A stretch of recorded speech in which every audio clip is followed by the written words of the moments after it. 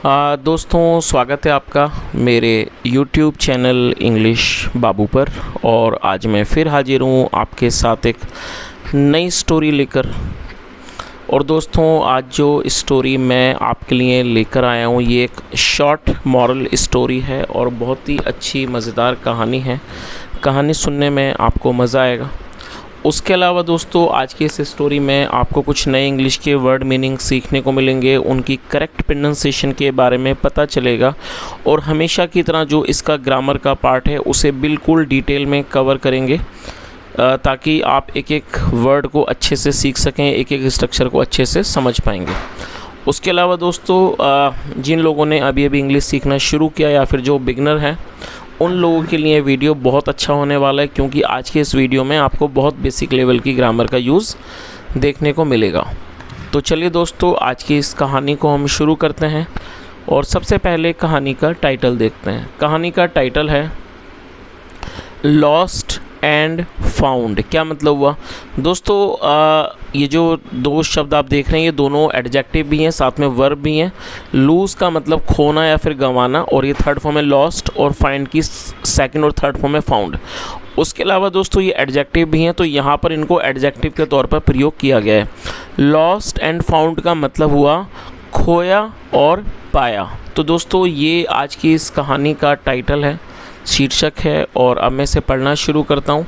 आप लोगों से रिक्वेस्ट है कि आप कहानी को बिल्कुल ध्यान से सुनें, और यदि आज की कहानी में आपको कोई भी नया शब्द या फिर ग्रामर का नया स्ट्रक्चर मिले तो आप उसको नोट करें, और यदि कहानी आपको पसंद आए तो लाइक भी ज़रूर करें। तो चलिए इसको शुरू करते हैं।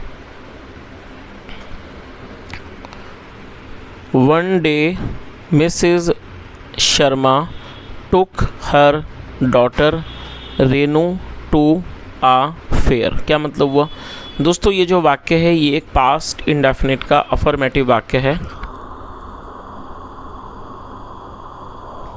और जब हम पास्ट इंडेफिनिट में कोई भी अफर्मेटिव का वाक्य बनाते हैं तो वहाँ वर्ब की सेकंड फॉर्म का यूज़ किया जाता है। TAKE, टेक का मतलब होता है लेना, या फिर किसी व्यक्ति को कहीं ले जाने को भी टेक कहा जाता है, और सेकंड फॉर्म है टुक। और दोस्तों आप चाहें तो आप थर्ड फॉर्म को भी नोट कर लीजिए। थर्ड फॉर्म है टेकन, TAKEN। तो ये हमारा पास्ट इंडेफिनिट का अफर्मेटिव वाक्य है जहाँ पर सेकंड फॉर्म लगाई गई है। तो इस लाइन का क्या मतलब हुआ? वन डे मतलब क्या हुआ कि एक दिन, Mrs Sharma took her daughter, Mrs Sharma, हर मतलब अपनी, डॉटर मतलब बेटी, अपनी बेटी को ले गई। कहाँ ले गई? रेनू, जिसका नाम क्या था, रेनू को ले गई टू आ फेयर। दोस्तों FAIR, फेयर का मतलब होता है मेला।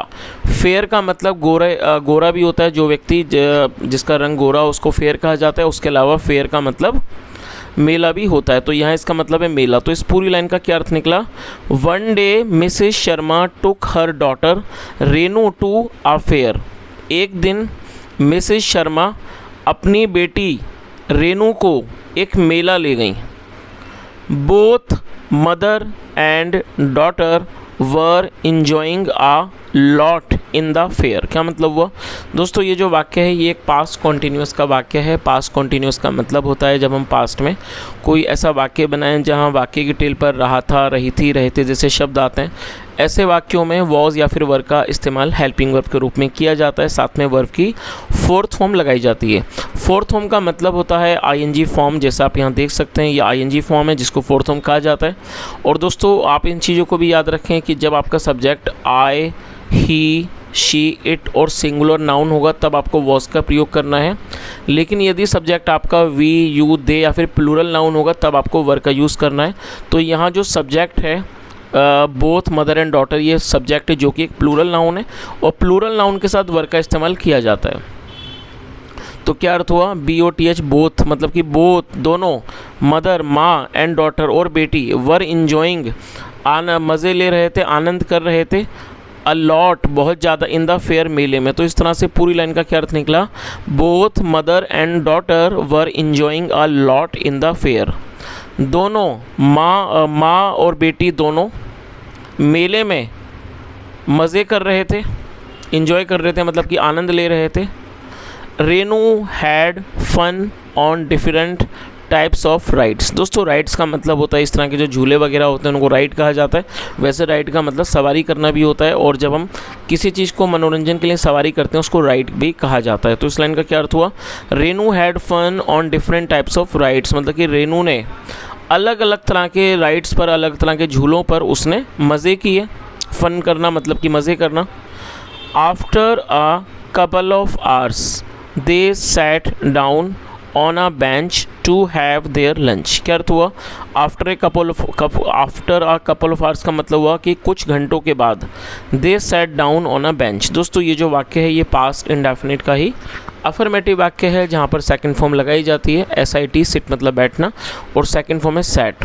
और दोस्तों THEY का मतलब होता है वे या फिर वे लोग। जब सब्जेक्ट में एक से ज़्यादा लोग होंगे तो दे का यूज़ किया जाएगा, जो कि एक प्लूरल नाउन है। और दोस्तों इस शब्द का प्रयोग व्यक्तियों के लिए किया जाता है, वस्तु के लिए भी, किसी के लिए भी हम इसको यूज़ कर सकते हैं। बस वो सब्जेक्ट जो है वो संख्या में एक से ज़्यादा होने चाहिए। और क्या अर्थ हुआ, दे सैट डाउन, वह बैठ गए, ऑन अ बेंच, एक बेंच पर बैठ गए, to have their lunch. Their मतलब अपना। और दोस्तों देयर का प्रयोग जब किया जाएगा जब कोई वस्तु एक से ज़्यादा लोगों से संबंधित होगी तो उसमें देयर लगाया जाएगा, जिसका मतलब होता है उनका, उनकी, उनके, या फिर अपना, अपनी, अपने। और हैव का मतलब होता है, हैव का मतलब एक ये हेल्पिंग वर्ब भी है। उसके अलावा हैव का मतलब कुछ खाने को भी हैव कहा जाता है। तो पूरी लाइन का क्या अर्थ निकला, after a couple of hours, कुछ घंटों के बाद, they sat down on a bench, वे एक बेंच पर बैठ गए, टू हैव देयर लंच, अपना लंच खाने के लिए। चलिए आगे देखिए। After eating their lunch when they got up, Mrs Sharma forgot to pick up her purse. क्या अर्थ हुआ, आफ्टर ईटिंग देयर लंच। और दोस्तों इस मैं एक छोटी सी इन्फॉर्मेशन आपको देना चाहूँगा, आप इसे नोट कर लीजिए। जब हम आफ्टर, बिफोर, विदाउट या फिर फ्रॉम का यूज़ करेंगे तब हमें हमेशा उसके बाद वर्ब की फोर्थ फॉर्म का यूज़ करना होगा। आप इसे मैं दोबारा बताया तो रिपीट कर, आप इसे नोट कर लीजिए। आफ्टर, बिफोर, विदाउट के और फ्रॉम, ये जो चार शब्द हैं इनके बाद जब भी आप वर्ब इस यूज़ करेंगे तब आपको फोर्थ फॉर्म का यूज़ वहाँ पर करना होगा। तो क्या अर्थ हुआ, आफ्टर ईटिंग देयर लंच, अपना लंच खाने के बाद, व्हेन दे गॉट अप। और दोस्तों गेट अप का मतलब होता है उठना, और सेकंड फॉर्म है इसकी गॉट अप, और ये पास्ट इंडेफिनिट का अफर्मेटिव वाक्य है तो यहाँ सेकंड फॉर्म लगाई गई है। व्हेन मतलब जब, व्हेन दे गॉट अप जब वो उठे, मिसेस शर्मा फॉरगॉट, फॉरगेट का मतलब भूलना होता है, सेकंड फॉर्म में फॉरगॉट, और ये भी पूरा पास्ट का वाक्य है जहाँ पर दोनों बार आप देखिए सेकंड फॉर्म का यूज़ किया गया है। Mrs Sharma forgot, Mrs Sharma भूल गई, टू पिकअप हर पर्स, हर मतलब अपने पर्स को उठाना भूल गई। तो इस तरह से पूरी लाइन का क्या अर्थ निकला, आफ्टर ईटिंग देयर लंच, अपना लंच खाने के बाद, व्हेन दे गॉट अप जब वो उठे, Mrs Sharma forgot to pick up her purse, Mrs Sharma अपने पर्स को पिकअप करना मतलब कि उठाना भूल गई। चलिए आगे देखिए। आफ्टर सम टाइम, कुछ समय के बाद, she heard an announcement that someone was calling her in the office. क्या अर्थ हुआ, आफ्टर सम टाइम मतलब कि कुछ समय के बाद, शी हर्ड एन अनाउंसमेंट। दोस्तों ये जो वाक्य है ये भी पास्ट इंडेफिनिट का अफर्मेटिव वाक्य है जहाँ सेकंड फॉर्म लगाई जाती है। HEAR, हियर का मतलब होता है सुनना, और ये सेकंड फॉर्म है हर्ड, आप इसे नोट कर लीजिए। आफ्टर सम टाइम कुछ समय के बाद, she heard an announcement, announcement का मतलब होता है कोई किसी प्रकार की घोषणा या इसको ऐलान भी कहा जाता है। तो क्या अर्थ हुआ कि कुछ समय के बाद, शी हर्ड एन अनाउंसमेंट, उन्होंने एक घोषणा सुनी, या कह सकते हैं उन्होंने एक ऐलान को सुना, that someone was calling her, कि कोई उन्हें बुला रहा है, इन द ऑफिस, ऑफिस में मतलब कि कार्यालय में, दफ्तर में कोई उनको बुला रहा है। तो पूरी लाइन का क्या अर्थ हुआ कि कुछ समय के बाद कि उन्होंने एक घोषणा को, अनाउंसमेंट को सुना कि कोई उन्हें ऑफिस में, दफ्तर में बुला रहा है। चलिए आगे देखिए।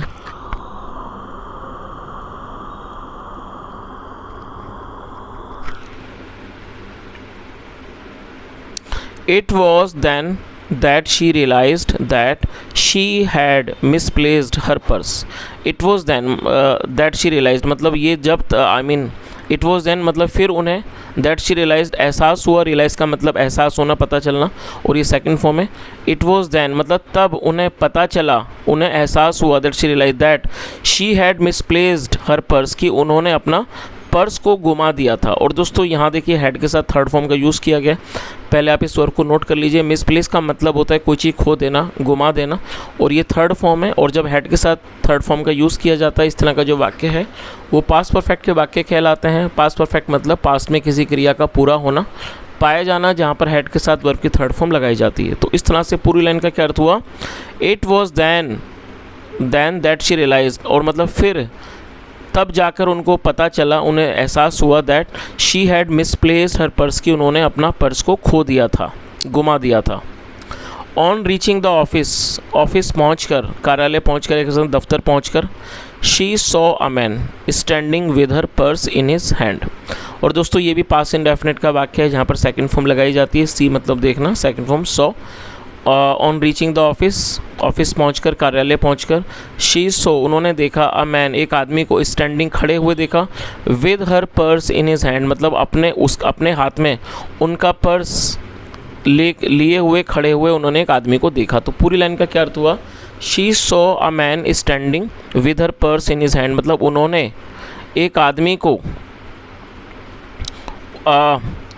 उनका पर्स हाथ में लिए हुए खड़े हुए देखा।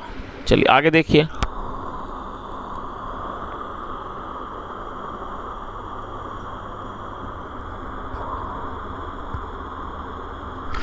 Mrs Sharma heaved a sigh of relief. दोस्तों heave a sigh of relief का मतलब होता है कि राहत की सांस लेना, और ये पास्ट इंडेफिनिट का वाक्य है तो सेकंड फॉर्म लगाई गई है। Mrs Sharma heaved a sign of relief, Mrs Sharma ने राहत की सांस ली।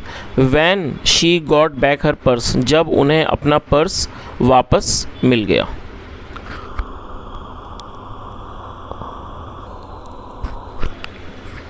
तो दोस्तों इस तरह से छोटी सी कहानी यहीं ख़त्म होती है, और मैं उम्मीद करता हूँ आज की कहानी से आपने कुछ नया सीखा होगा, कुछ नए वर्ड मीनिंग या फिर नया स्ट्रक्चर। यदि आपको आज की कहानी अच्छी लगी हो, मेरा पढ़ाने का प्रयास भी अच्छा लगा हो, तो आपसे रिक्वेस्ट है आप इस वीडियो को ज़रूर लाइक करें, दोस्तों के साथ शेयर करें, चैनल को भी सब्सक्राइब करें। कोई भी सुझाव हो तो कमेंट में ज़रूर बताएं। और उसके अलावा दोस्तों मैं आपसे रिक्वेस्ट करता हूं इस बात की कि आप में से ऐसे कई लोग हैं जो काफ़ी समय से वीडियो देख रहे हैं, मेरे चैनल पर आते हैं, वीडियोस देखते हैं।